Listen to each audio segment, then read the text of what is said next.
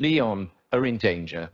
The seven-time winner of the top football league in France are, as of November 2023, dead last. It is an unthinkable decline for one of the country's biggest clubs. So, how on earth did this happen? September 2023, Lyon's season should have reached its lowest point. Following a humiliating defeat at home to Paris Saint-Germain, the team were called to face the club's ultras behind the goal and publicly berated for their performance. The footage went around the world. It was amusing for rivals, but humiliating for the players and for a club who were playing in a Champions League semi-final 3 years ago, and were, until recently, the dominant force in French football. In the 2000s, Lyon won what is still a record 7 consecutive Liga titles between 2001 and 2008. And their teams were built around some of the finest players in Europe. But 2008 was the last time that they won a title. And in the 15 years since, their league form has trended downwards. They last finished as high as second in 2016 and haven't even placed within the top 4 since 2019. And in the present day, relegation is a possibility. So, what is going wrong? Well, there is no silver bullet explanation, rather a range of different influencing factors. When the coronavirus pandemic hit European football, Liga cancelled their season rather than attempting a restart. That cost the club somewhere approaching 40 million euros.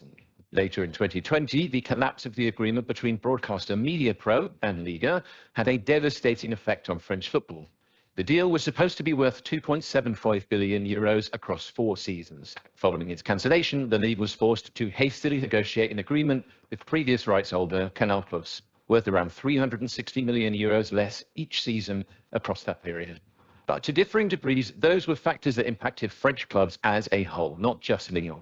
Their specific decline has been accelerated by localized problems, the first of which has been managerial instability. Now, currently, Lyon are coached by former player Fabio Grosso. He was recently injured during an attack on the first-team bus by Marseille fans. Grosso is the 5th permanent appointment since Bruno Genesio departed the club in 2019, and Lyon have had 6 coaches in 4 years. That lack of sustained tactical direction is shown most obviously in the league table, but also the failure of high-potential players to realise their talent. Maxence Caqueret remains a good player, but has yet to reach the levels expected. The same was true of José Mawar before he departed. Pape Cech and Jeffrey Adelaide both had very underwhelming periods at the club, as did Romain Favre, an exciting attacking midfielder who cost Lyon 15 million euros, but would be loaned out within a year of arriving and eventually sold. Coaching changes weren't entirely responsible in any of those situations, but they are all partially symptomatic of that absence of continuity. And transfer market performance has also been poor. Since 2019, Lyon have lost an extraordinary amount of talent. From a long list, a select few are Tanguy Ndombele, Nabil Fekir, and Ferland Mendy from 2019, Bertrand Traoré, Martin Terrier from 2020, Maxwell Cornet and Bruno Guimaraes were sold during the 2021-22 season, and Lucas Paquetá the year after. Malo Gusto was sold to Chelsea in January 2023. Bradley Barcola and Christian Lukeva departed for PSG and RB Leipzig 6 months later. In addition to which, José Mawar, Moussa Dembélé, Jason Denayer and Jerome Boateng all left for free during the same period. Sales are hardly unusual for clubs outside of the Premier League, and with French football still feeling the effects of the MediaPro saga, they are also a necessity. Without regular participation in the Champions League and access to its lucrative revenues, that has been the case for Lyon too. Unfortunately, their attempts to be creative in the transfer market in response have not been successful.